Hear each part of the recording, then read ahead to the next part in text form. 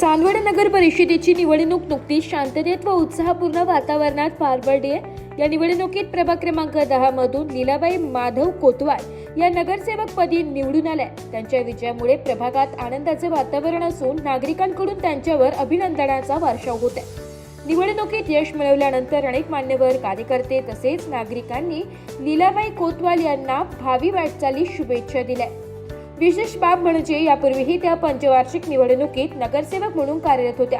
त्यांच्या अनुभवाचा फायदा प्रभागातील विकासासाठी नक्कीच होईल अशी अपेक्षा नागरिक व्यक्त करीत आहेत. मागील कार्यकाळात त्यांनी प्रभाग क्रमांक 10 मध्ये रस्ते, पाणीपुरवठा, स्वच्छता, नागरी सुविधा यांसह विविध विकास कामे प्रभावीपणे राबविली आहेत. नागरिकांच्या समस्या वेळेत सोडविण्यावर त्यांनी नेहमीच भर दिला आहे. अनुभव, विकासाभिमुख दृष्टिकोन आणि नागरिकांचा विश्वास यामुळे लीलाबाई माधव कोतवाल यांचा हा विजय प्रभाग क्रमांक 10 साठी नवीन विकासाचा मार्ग खुला करणारा ठरणार आहे.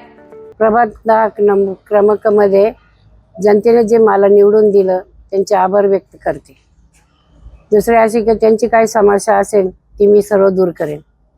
प्रभाग क्रमांक 10 मध्ये माझी मिसेस लीलाबाई माधव कोतवाल हिला जनतेने निवडून दिल्याबद्दल मी जनतेचे धन्यवाद मानतो. शिवाय ज्या 10 नंबर वार्डामध्ये ज्या काही अडचणी असतील त्या सोडवण्याचा प्रयत्न करू आम्ही. लीलाबाई माधवराव कोतवाल प्रभाग क्रमांक 10 मध्ये चांगल्या मताधिक्याने निवडून आले. ते आपल्या प्रभागाचा चांगल्यापैकी विकास करतील. भावी वाटचालीस शुभेच्छा द्या. जो सर्वांनी विश्वास दाखवलेला आहे आईवर.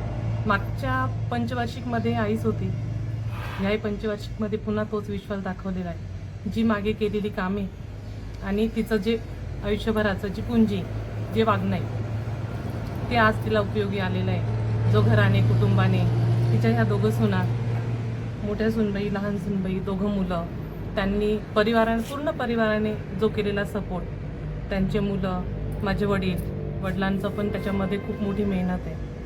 पूर्ण कुटुंबाचीच मेहनत आहे. पूर्ण गावाचा सपोर्ट आहे. प्रभाग क्रमांक 10 मध्ये केलेली कामे त्यांच्याबरोबर फक्त मतदानापुरतं नाहीच तर पूर्ण आम्ही रोजचं त्यांच्याशी जोडलेलो असतो. तोही विश्वास आम्हाला उपयोगी आलेला आहे. थँक्यू. ब्युरो रिपोर्ट, नाशिक लोकशाही न्यूज, नाशिक.